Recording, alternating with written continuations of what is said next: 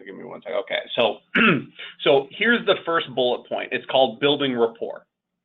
We all have a style in which we build rapport with people. And whether you know it or not, you can do it verbally and you can do it non-verbally. Verbally is by communicating things, and non-verbally is mirroring people's physical actions. Like if they sit across from you and their arms are crossed, you will watch as the spouse next to them either falls in line with the same suit, or they'll look at you, and as soon as you mirror their image, meaning that you cross your arms or you lean back, you will be able to create a very nonverbal sense of building rapport. That's something that I can't really teach on the phone, but here's how I did it verbally, which I think is really meaningful. The first question that I always ask a client, whether it was on the phone or face-to-face, was, so Craig Bland referred you to me. That's awesome. I think Craig Bland is an amazing person. Just out of curiosity, what was it that Craig said about me to you that made you compelled to want to pick up the phone and call me? This piece is so powerful that most people don't even understand the impact that it has. So let me break it down in two specific ways for you. One, what do you think happens at the moment that the client starts talking about the things that Craig said about you that compelled them to call? Are they going to talk about the negatives? No. Are they going to talk about the fears? No.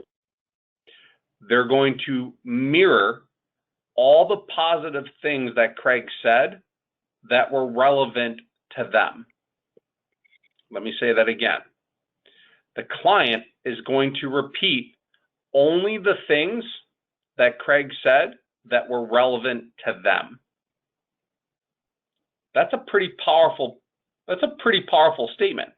When a client can actually tell you what's important to them by reciting the things that another person had said about you to them, that's powerful. So I've heard you were on time, you were awesome, you delivered, you were kind, you were caring, you were supportive, you were thorough, you didn't pressure, you supported them, you walked them through the process, you were always available.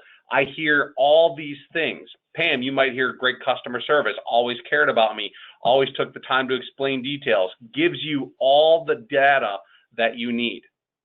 So what they're really giving you is a roadmap to their soul. They're giving you a roadmap to exactly what you have to do in order to convince them that you're the right person for the job. So you're getting a cheat sheet and they don't even realize it. So as I'm listening to them, I'm engaging with them, I'm taking notes. The second part is that they're singing your praises and you've not done a single thing for them. So their positive energy, their chemistry inside of themselves is increasing to a higher vibration because they're feeling much better about you, because they're telling you all the things that another person has said that are relevant to them, which makes people feel good. Can anybody see how that works? Does everybody understand how that process works? Yes. Can you see, does that differ either from you guys? Does that question has that question ever come up in any of your conversations with your clients? Well, they have just started telling me what the client or the referral partner has said. I've not asked, deliberately. But I like that. Okay. Yeah. So here's what we're going to change about your businesses. Instead of living on hopium, meaning the word hope is a drug, if you live on hopium, you will never accomplish the goals that you have because you will always be successful by accident. And I don't want this to be accidental. I want this to be predictable. So the idea that you take over the role of being a consultant, you guys remember that those are the three things that we get paid to do. We get paid to consult, we get paid to manage or negotiate and manage people's fears and expectations. We've talked about that, right? Mm-hmm. So the number one responsibility is how do we become more consultative? And the first thing we do is build rapport. So that question is the foundational piece of everything that I talk about moving forward. What did Craig say about me that made you or compelled you to want to call me? So they're going to get all excited about telling you the things that are positive about you that somebody else has said, and you're going to sit back and listen to the praise and the adoration. And while they're doing it, you're taking notes because they're deliberately giving you the information that you need to know on how they think and how they're wired so that you can best provide the service that you're about to offer them. Pretty neat, huh? Mm-hmm. Kevin, what do you think? Pretty interesting. Do you see where this makes sense, or do you think it's kind of goofy? It makes sense, but you just have to get used to doing it. You know what I mean? Well, like when you hear you say, like, you're right, but it still has to become a natural part of your conversation. Okay, so for the better part of a couple years of my business, I had a cheat sheet. I literally wrote down the 5 bullet points, and regardless of the outcome of the application stage of the process, I made sure that I went through all 5 bullet points. And in the beginning, it seems kind of mechanical. In the beginning, it seems kind of scripted, but understand that your clients don't know any different. The idea that this has to be something that's predictable, or we can use the word McDonaldized, is key, because if you don't do this consistently, every time that you meet with a client, you're really not effectively and consistently expanding your brand. And the reason why the conversation starts off like this is because you have to get somebody to listen to you, not just hear you. And we know the difference between listening and hearing. I've got kids. I know the difference between listening and hearing. My kids hear me all the time, but they don't very often listen to me. And that's where the struggle comes in. As a parent, we all probably can relate to that in some way, shape, or form. Okay? So once you've established the building of rapport, you now have you probably have an audience that's more willing to listen to you, because once they find congruency, once they find a connection and they feel like your energies are connected, they're going to feel less fearful. Their skepticism is going to drop, and any hesitations that they had about who you were are probably going to go out the window, because they've just sung your praises, and all you have to do is really just take notes and fill the shoes. That conversation literally takes 2 minutes, or 3 or 4, which then led me to the next bullet point, which is the permission to reject. This is yet another powerful piece to the puzzle. The reason is because I never wanted to come from a place of need. I wanted to come from a place of want. What do you feel like when somebody comes at you from a position of need? How does that make you guys feel? I don't want to say powerful, but it does make me feel like, it makes me feel good that someone needs my services. When you're in have you ever bought a car from a dealership, Pam? Mm-hmm. Yes. Are the salespeople there needy? No. Okay. Have you ever experienced a salesperson that comes at you from a need-based? Not from, I know in personal relationships it's different, but we've all been in situations, and maybe we can't recite them or recall them, but I've been in situations where a salesperson or a person that I'm trying to work with comes at me from a need-based. And I'll give you an example. So a couple months ago, my wife and I decided that we needed to think about resurfacing our driveway. We've got a very long circular driveway, and we're on 2.5 acres. So our driveway is, really, it's a big expense. So I reached out to a few people because I don't have any referrals for an asphalt company. And I remember having a guy come to the house, and he gets out of his truck and literally spends an hour and a half there walking around my property with me and talking to me and talking to me and trying to sell me. I mean, over and over and over again, to the point where I literally had to ask him to leave.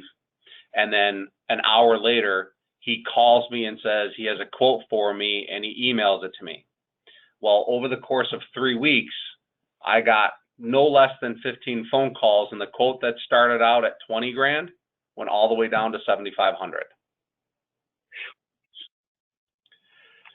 When somebody comes at you with a need-based proposition, meaning they need the business and they don't connect with you, it feels very uncomfortable. The term is actually called leaning. When you lean on somebody, it means that you need somebody else to provide you something that you can't get on your own. And I know realtors and lenders that are very needy. I've been in real estate transactions where the realtor, I couldn't wait for the transaction to be done with. Can we all relate to those people? Yes. Okay. Amen. Amen to that, right? So the permission to reject sets the stage to where you're coming from a place of want, not need. And this is a powerful message because most consumers believe that you as a loan officer and the realtors come from a need-based mindset, which puts the client in the place of power. And I think, Pam, you said that before. I never wanted my clients to believe that they were the ones that ran the business. And this is the comparison that I would use. When you go to a doctor's office, who's the one that's in control? The doctor, right? You would never think of challenging a doctor's knowledge or process or business or bedside manner or anything like that because they're the doctor. Well, the truth is that we don't get the same respect from our clients because our clients believe that they know more or as much as we do because they have access to the internet or they have people that have gone through the process. Well, one of the greatest ways that I found to remove that from the client's mind is to set the stage of expectation up correctly. I would go into next, which was the permission to reject, and it would go something like this. Pam, Kevin, I am thrilled that Craig referred you to me, and I'm super excited to go through this process with you. But I want to let you know something very important. My goal today isn't to convince you that I'm the right person for your mortgage needs. My goal today is to make sure that you go back to Craig at the very least and say thank you. So today I'm going to give you as much information as I can. I'm going to educate you about the process and your options. And as we go through this process, I'm going to ask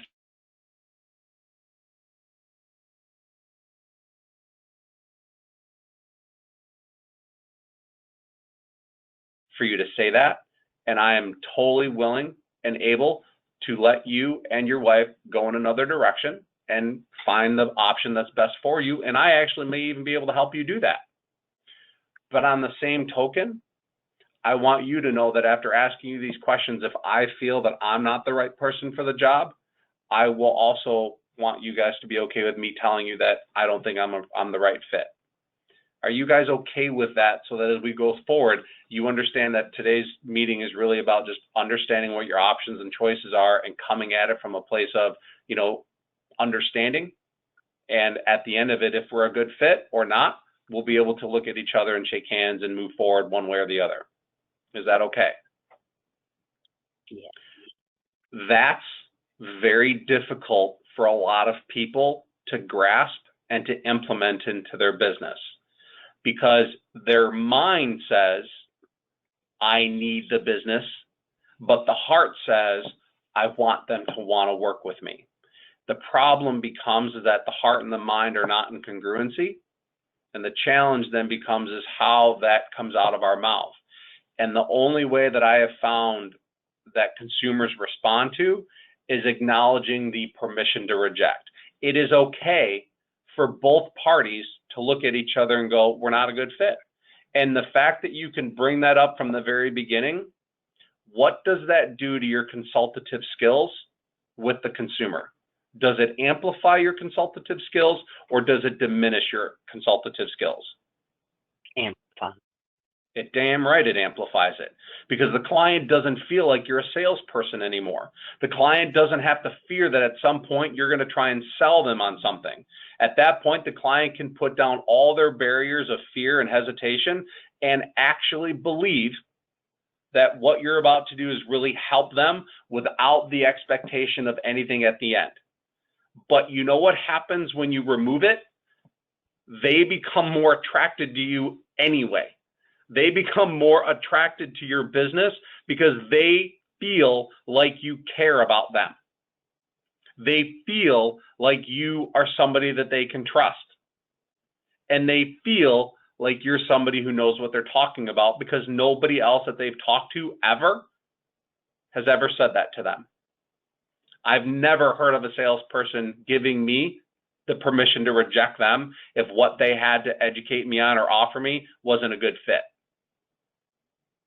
So anytime that I entered into a dialogue with somebody like that, I always had that, when's the sale moment going to happen? When am I going to have to try to negotiate? When am I going to have to try and prove to them that, you know, I don't want this, or whatever the case may be? Can anybody say that they agree with that? Yeah. Does anybody use that kind of language with their clients? No. No, Okay. but I will. It's a powerful piece. And here's the key to this. On the heels of the building of the rapport, it's the perfect time to set that stage, because you got them all excited, and then now they're hearing that you don't really have a need for them in your business. You want them in your business. That just furthers the emotion into the, oh my gosh, I feel so comfortable. Oh my gosh, I feel like he really understands, or she really understands. The consumer doesn't hear it logically, the consumer feels it. And that's the piece of it that we as professionals don't really grasp, is our ability to make our clients feel like we are the right people for the job. Does that make sense? Yes. The third bullet point that we're going to talk about, and we're going to talk about it briefly because we're running out of time, is that we're going to talk about the triangle of trust. Once I've eliminated those two pieces, the building of the rapport and the permission to reject, I go into what's called the triangle of trust. Now, the triangle of trust is my brand. That's what I created for my mortgage practice. My mortgage practice was called the Cattery Mortgage Group, a Triangle of Trust practice. Are you guys both on your computers by chance? No, I'm not. I am. Kevin? Okay. Kevin, I'm going to show you something, my friend. I'm sure you've gotten my emails, haven't you? Yes. Have you seen my logo on the bottom of my screen, which has that triangle on it? Yes. Okay. So it's going to be hard for you to see it, but what I'm sure, Pam, you've seen my emails, and in the bottom of one of my emails, you'll see this logo that's a blue and white and black triangle. It says the Cattery Mortgage Group. Yeah, I'm looking at it now. Yes. Okay. So this image is on my business card, and this was an image that I would draw for a client. And I would say, now that we're, so at the end of our conversation, if we don't feel like we're a good fit, we can both shake hands and part separate ways, and I'll do my best to guide you down the path, because again, I care more about you going back to Craig and saying thank you. This is where you guys need to realize that this is why you guys are so important to me. So I would draw a triangle out, and I would say, so Pam and Kevin, you guys are up here at the top left corner, and Craig is at the top right corner, and I'm going to be down here on the bottom, and I would draw these three circles, and I would go, so you and Craig have a great relationship with each other, and I would draw a line back and forth. So you guys have a relationship because obviously you guys have a relationship strong enough that you trust what Craig has to say. Otherwise, you wouldn't be talking to me. And I would draw another line to Craig and say, because Craig and I have a great relationship, and it's taken a lot for me to build that with him, I believe, and he believes, that I'm a really good representation of his reputation. I am a great representation of his reputation. So this two-sided triangle so far has been established by Craig. Craig knows both of us. You trust Craig, I trust Craig, Craig trusts me, and therefore this is where we're at. So my goal, and I said this a minute ago, was that I care more about you going back to Craig and saying thank you than I do about anything else. So if I draw this dotted line between you and I, and if I'm able to ensure that that happens at the end of our meeting, if nothing else, what happens to your relationship with Craig? It strengthens, right? It gets better because you've been given the right advice by Craig, and you've come to a person that cares more about his relationship with Craig than he does about doing a mortgage. And so if I can ensure that you go back to Craig and say thank you, doesn't that make your relationship with Craig stronger? Because you trusted him and he did right by you, right? Yes. And because you go back to Craig and say thank you, what happens to my relationship with Craig? It gets amplified, doesn't it? Because I made him look good, right? But in order for me to have those two lines between you and Craig me amplify, I have to make sure that my line with you, my relationship with you, is amplified. And the only way that I can assure that that gets amplified is if I care more about your relationship with Craig than I do about doing a mortgage. Hence the triangle of trust. Hence why your realtor referred you to me, and why at some point, Pam and Kevin, I would love it if my line grew from you to somebody you care about, and from somebody you cared about to me, because I would love to have you be the Craig Bland. I would love for you to get a thank you. I would love to have you see your relationship with somebody amplified, and for me to be able to prove to you that I'm the best person for this. Now, I may not be the best person to do the loan, but I am the best person for you to talk to about what all of your options are. So just before, and we don't have time to go into the other two today, but just after hearing those first three bullet points, how different would my presentation be if I was competing for one of your clients? Who do you think has a better chance of convincing a client that they're the right person for the job? You. It's not because I'm better at it. It's not because I'm smarter. It's not because I have more years of experience. If we work for the same company and our rates and fees are identical, who do you think a client's going to gravitate towards? You. And why? Because you did it out of want and not need, and they felt that from you and trusted you. You gave them the power to say. Yep. I'm not coming at them like a loan officer. I'm coming at them like a consultant who has a business practice, who understands relationships, and I'm coming at them from a position of strength and a position of caring. And I'm sitting down with them and going, hey, I know that you guys think I'm awesome, and you'll tell me that I'm awesome because I'm going to ask you. I know that I would love to work with you. I would love to have you as a client, but to be honest, if you're not the right fit for my business, I'm not about to take you on. And my business is built on referrals, and it's built on this triangle of trust that if I can't turn you into an advocate like Craig is, then I may not think that we're a good fit. And why would I invest my time and energy with somebody who isn't going to help grow my business? Because I really do need my clients to refer me to the people they care about.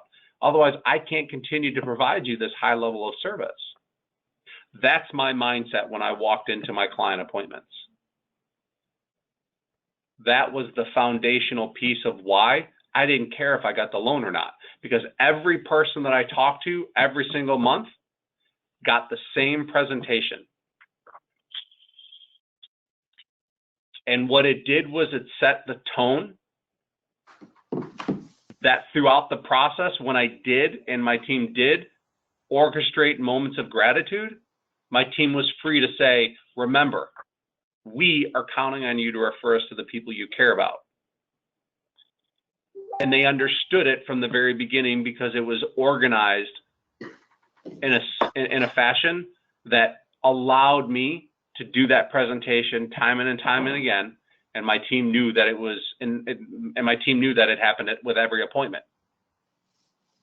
So you have to ask yourself, the consistency of this little piece could be the part of the process that's missing to help you capture more clients, set the stage with your clients, and to yield better results on your action, so that as you take your clients through the process, you're more apt to get referrals from them because they understand why they're working with you and they clearly see the benefit of it.